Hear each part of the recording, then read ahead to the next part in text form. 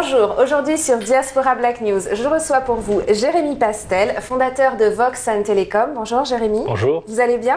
Ça va très bien, merci. Merci d'être avec nous en tout cas. Merci de m'avoir invité.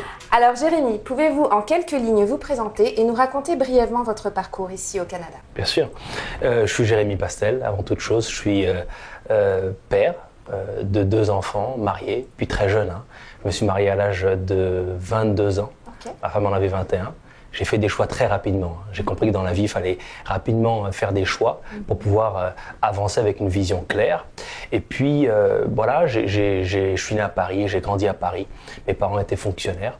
Et puis, j'ai bien sûr évolué dans des emplois standards en Europe. Et puis, rapidement, donc de jeune adulte, j'ai décidé de visiter le Canada. J'ai fait une analyse marketing sur les opérations, les télécommunications là-bas. Et j'ai eu envie de tenter ma chance dans l'entrepreneuriat. C'est là que je suis arrivé au Canada en 2008, fin 2008, début 2009. Et là, j'ai lancé Vox and Telecom. Donc, père de famille, entrepreneur, conférencier, puisque je donne des conférences depuis quelques temps maintenant. Et je partage mon expérience d'affaires.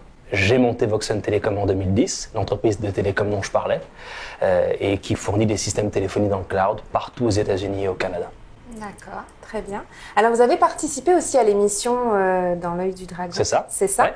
Est-ce que ça a été un bon tremplin pour vous et est-ce que vous conseilleriez à un jeune entrepreneur qui a une idée de participer à une telle émission? Alors, Dans l'œil du dragon, c'est vrai que ça a été un tremplin en termes de visibilité parce qu'en fait, Mylène, ce qu'il faut comprendre, c'est que lorsqu'on démarre une entreprise, ce qui est intéressant, c'est bien sûr l'aventure et bien sûr avec ça, il faut la stratégie. Et dans la stratégie, il y a bien sûr le produit, il y a bien sûr la stratégie de commercialisation, mais il y a bien sûr la visibilité, le marketing qui vient avec.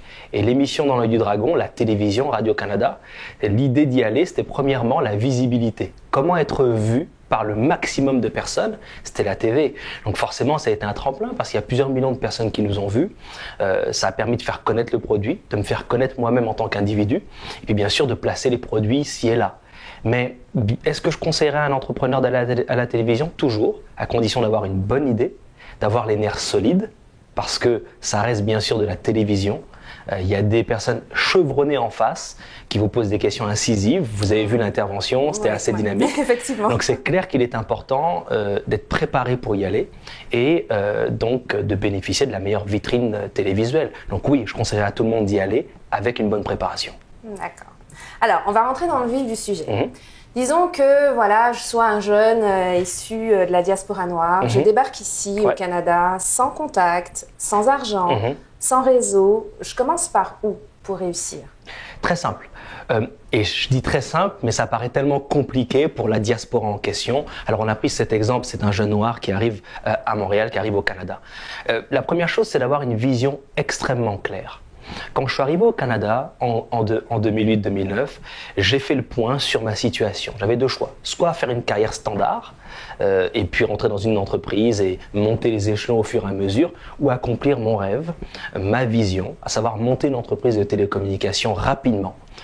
J'avais que $20 en poche, Mylène, et ce que j'ai fait, c'est faire en sorte d'avoir une vision extrêmement claire avec un plan stratégique. Donc, quel est le conseil que je donnerais à un jeune qui arrive au Canada? C'est de lui dire, sois sûr de ce que tu veux faire avec une stratégie qui correspond à la vision que tu as. Avoir une vision claire. Donc ça, c'est le premier élément. Puis après, au fur et à mesure, avec une stratégie qui est appliquée de jour en jour, de mois en mois, bien suivie, on arrive à un résultat concret normalement si on est bien organisé. D'accord, très bien. Selon vous, Jérémy, est-ce que le racisme peut être un frein au succès des jeunes issus des communautés noires? Ouais. Le racisme est partout, Mylène. Le racisme est partout. On le sait. Moi, je suis un jeune noir. J'ai grandi à Paris. J'ai fait beaucoup de pays. J'ai vu du racisme de tout genre vis-à-vis de toutes sortes d'individus. Et c'est quand même malheureux, mais c'est ainsi. C'est la vie. Est-ce que le racisme est un frein? Pour ma part, est-ce que j'ai déjà vécu le racisme? Bien sûr. Est-ce que ça a été un frein pour moi? Absolument pas. Moi, je suis un peu particulier. Je crois que pour être entrepreneur, il faut être extrêmement dynamique et il faut être motivé par l'adversité. Pour moi, le racisme est une forme d'adversité. Donc, si quelqu'un essaie de me bloquer à cause d'une couleur de peau, d'une origine, d'un accent, parce que moi, je suis une minorité visible, et audible ici au Canada. Ce qui fait que globalement, est-ce que être victime de racisme, ça me bloque? Non, je te prouverai que je suis capable de faire le travail, de faire la job, comme on dit ici au Québec. Ce qui fait que clairement, est-ce que c'est un frein? Non. Est-ce que ça peut être un frein? Peut-être. Mais je ne conseillerais absolument pas à ce jeune immigrant qui vient au Canada de se dire que parce qu'il est noir ou parce qu'il est d'une couleur différente, avec un accent et une origine différente, qu'il va être bloqué au Canada, c'est pas vrai. Le Canada est une plateforme formidable pour investir, pour se développer, et avec une vision claire, on est capable de percer. Alors, Jérémy, je vais énumérer 2 autres cas qui sont aussi assez fréquents dans la diaspora et vous allez me dire ce que vous en pensez. Donc, qu'auriez-vous à conseiller à tous ces étrangers qui viennent ici, motivés, diplômés, prêts à vivre le rêve canadien, mais dont les diplômes ne sont pas reconnus, par exemple? Comment on fait pour bâtir son succès quand on doit, en quelque part, commencer de zéro? Plusieurs éléments, et je vais être extrêmement direct. Le Canada, et à vrai dire l'Amérique de manière générale, est une terre d'étrangers. Donc un étranger qui viendrait de l'extérieur serait un nouvel étranger parmi les étrangers. C'est un premier avantage. C'est pas le cas partout. Donc ça, c'est déjà plus facile. Deuxièmement, on arrive au Canada, on a ses diplômes ou pas, mais dans le cas où on a des diplômes qui ne sont pas reconnus, c'est parfois frustrant, difficile. Je l'ai vécu, j'ai fait une grande école française. Ça a été complexe pour moi. Je suis allé à l'organisme qui reconnaît les diplômes. J'ai fait le nécessaire, puis j'ai eu un morceau de papier qui est valorisant, qui est intéressant, qui dit voilà, tu as fait telle école, tu as tel niveau. Est-ce que ça m'a aidé dans le monde du travail parce que j'ai commencé à travailler un peu avant de lancer mon entreprise ici au Canada? Pas vraiment. Pourquoi? Parce que on est dans une société canadienne où c'est extrêmement pragmatique. Ce qui fait que clairement, ce qu'on va te demander, c'est qu'es-tu capable de faire? Donc, quand je suis un jeune qui arrive au Canada, un jeune immigrant, je dois me poser la question, avec cette vision claire toujours, est-ce que j'ai une capacité d'exécuter une tâche X ou Y opérationnellement? Si c'est le cas, automatiquement, je n'ai pas besoin de me soucier de mes diplômes parce que je suis capable de prouver par mes actions que je suis opérationnel. Donc, je suis capable de me vendre sur le marché du travail. Donc, est-ce que c'est vraiment un frein? Est-ce que le fait d'avoir un diplôme étranger reconnu ou non au Canada est un frein? Pour moi, ça ne l'a pas été. Donc, ce que je conseillerais, c'est 1, de faire le point sur ses compétences opérationnelles, puis 2, s'il est possible, de faire une équivalence qui serait cette fois-ci plus reconnue au Canada, notamment passant par l'université canadienne ou une école. Il y a des organismes spécialisés pour ça, pour avoir une reconnaissance, un nom sur une compétence. Je vais vous présenter un deuxième cas. En ce qui concerne, par exemple, les jeunes qui évoluent dans un environnement peu favorable, ou on va dire plus favorable à la criminalité, où le gain facile semble, on va dire, plus attrayant que le long chemin vers une réussite saine. Quel mot de sagesse, quel conseil d'orientation vous pourriez donner à ces jeunes-là? Je vais parler de 2 types de 2 jeunes. Alors, je vais reprendre l'exemple que tu as pris tantôt, le jeune qui vient de l'extérieur. Le jeune qui vient de l'extérieur, on parle d'une minorité visible ou audible, ou peu importe, quelqu'un qui est différent des gens du pays, un étranger, comme on les appelle. Et une chose est sûre, il a eu l'habitude, en tout cas je parle des minorités visibles qui sont en Europe, on a eu l'habitude de se battre déjà lorsqu'on était à Paris, à Londres ou peu importe. Ce qui fait qu'on arrive ici avec une mentalité déjà de bataille. Et je crois que dans la vie, il faut se bagarrer. J'ai l'habitude de dire que l'entrepreneuriat est une course. Donc, c'est vraiment l'image du sport et ce sont les plus endurants qui la remportent. Donc, autrement dit, il faut une endurance. Et venant déjà d'une minorité en Europe, arrivant ici, on arrive à se battre. Alors, est-ce que ce jeune-là, immigrant, qui voit le gain facile, devrait se laisser tenter? Bien sûr que non, Mylène. Pour la simple et bonne raison que ce sont des expressions qu'on connaît, le crime ne paie pas. Mais non seulement ça, je crois que avec l'expérience que j'ai vue autour de moi, des exemples concrets, dans le long terme, la malhonnêteté ne paye jamais. Il est toujours préférable de faire en sorte de travailler dur, de gagner moins au début, mais de construire un véritable empire entrepreneurial ou d'affaires ou familial, quel que soit le domaine dans lequel on est, et où on veut évoluer, pour être certain de durer dans le temps. J'ai eu des exemples tragiques de personnes qui ont voulu prendre des raccourcis, qui aujourd'hui sont exposés. Et des exemples médiatiques aujourd'hui qu'on peut regarder prouvent que prendre des chemins détournés n'est absolument pas la solution. Puis le jeune qui est ici au Canada, qui est issu d'un quartier un petit peu plus difficile, est-ce que ça serait pour lui tentant de prendre des chemins détournés, criminels peut-être, pour aller gagner de l'argent? Bien sûr que c'est tentant. Est-ce que c'est la solution? Non. Parce que le Canada, à mon sens, a des atouts que certains pays développés n'ont pas pour permettre à des jeunes qui n'ont jamais rien eu d'avoir un jour. Le Canada donne sa chance de monter une entreprise avec des structures d'encadrement entrepreneurial, avec bien sûr des mentors qui sont capables d'accompagner donc des potentiels d'affaires économiques qui sont encore ouverts et réels ici au Canada, en Amérique du Nord de manière générale. Donc ce jeune ferait mieux de se concentrer sur le développement entrepreneurial plutôt que d'aller vers des chemins un petit peu plus obscurs. D'accord. Très bon conseil, je pense. Jérémy, je voulais vous poser une question aussi.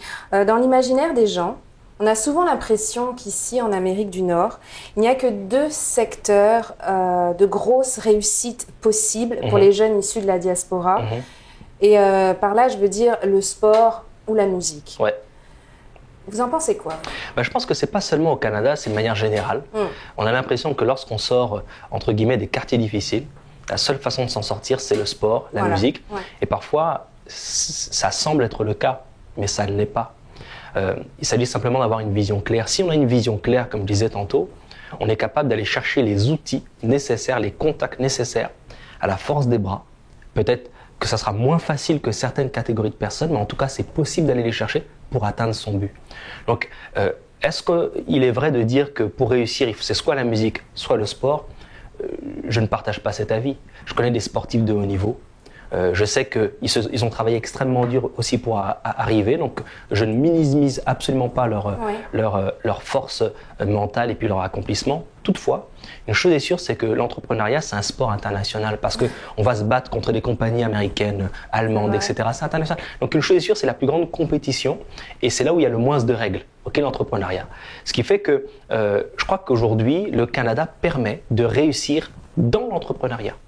Le Canada permet de réussir également dans la fonction publique. On voit, il y a des exemples extrêmement inspirants dans la fonction publique, que ce soit au niveau de la fonction de la police, de l'armée, puis bien sûr des entrepreneurs. On voit des entrepreneurs calibrés, issus de la diaspora noire, qui réussissent aujourd'hui aussi au Canada, aux États-Unis également. Donc il y a un chemin que peu empruntent, qui est l'entrepreneuriat, qu'il faudrait commencer à explorer. Ouais. En troisième lieu, donc tu as dit le sport, tu as dit la musique, mais il faut penser à l'entrepreneuriat, c'est une route formidable, une aventure superbe. Okay. Selon vous, quels sont les défis que devront relever les communautés noires ici au Canada pour devenir plus prospères dans le futur? Vous avez commencé à l'évoquer, on se tutoie, on se voit, mille excuses. Une chose est sûre, c'est que sortir peut-être du carcan dans lequel ils se sont mis eux-mêmes, ou on les a mis, ou on nous a mis, à savoir la double réussite, musique ou, comment dirais-je, sport. Et pour ça, commencer à clarifier sa vision et mettre en place des stratégies pour pouvoir prendre possession de l'économie qui est la nôtre. Cette économie, c'est l'économie canadienne, américaine de manière large, et commencer à être représenté de manière crédible dans toutes les sphères de la société canadienne. Donc ça passe bien sûr, comme je le disais, par l'entrepreneuriat, parce que dans la musique, on est déjà là, dans le sport, on est déjà là, l'entrepreneuriat. Et ça passe par l'éducation, ça passe par la vision, ça passe par des mentors, ça passe par des exemples. C'est pourquoi je donne mon temps, je donne ma passion à partager avec des jeunes, partager avec des entrepreneurs. Essayer de faire le maximum pour être un exemple non seulement professionnel au niveau des affaires, avec une droiture, avec une vision, mais également au niveau personnel. Parce qu'aujourd'hui, il y a trop de mauvais exemples et on veut donner un exemple différent pour encourager la jeunesse. Dernière question, Jérémy. Je crois que vous êtes quelqu'un qui accomplissait beaucoup de choses en peu de temps. Vous voyez où dans 5 ans? Quels sont vos projets d'avenir? Très bonne question. Oui, c'est vrai. J'ai un propos qui est le suivant. Je suis arrivé au Canada il y a quelques temps, il y a environ 5 ans. Et en 5 ans, comment établir une vision claire pour atteindre ses buts? Dans 5 ans, comment je me vois? Je me vois à une autre place, ça c'est certain. Est-ce que je peux en dire davantage? Pas trop. Simplement, une chose est sûre, c'est que j'ai plusieurs projets. Certains sont déjà en cours. Voxon Télécom, on connaît cette entreprise. J'ai d'autres activités également en parallèle. Et une chose est certaine, c'est que je me vois de plus en plus impliqué dans la communauté publique afin de pouvoir apporter mon soutien. Mon soutien tant au niveau matériel, financier, humain, mais mon soutien peut-être par rapport à mes idées, par rapport à ma conception de la vie et des affaires, pour pouvoir faire en sorte que tout un chacun, que ce soit issu de la diaspora noire ou d'autres, qu'on puisse prospérer, que la jeunesse puisse apporter vraiment à notre merveilleuse économie canadienne. Merci Jérémy. Comment Merci. on fait pour vous joindre si quelqu'un veut assister à une de vos conférences ou peut-être s'entretenir avec vous Médias sociaux. On est très présent sur les médias sociaux. On a une prochaine conférence qui est le 3 octobre, puisque je suis porte-parole du Salon des jeunes entrepreneurs immigrants. Donc une chose est sûre, c'est que c'est un moyen de me contacter. Il y a aussi une conférence le 11 et le 12 du mois de juin, avec cette formidable convention Canada-Afrique pour le développement économique.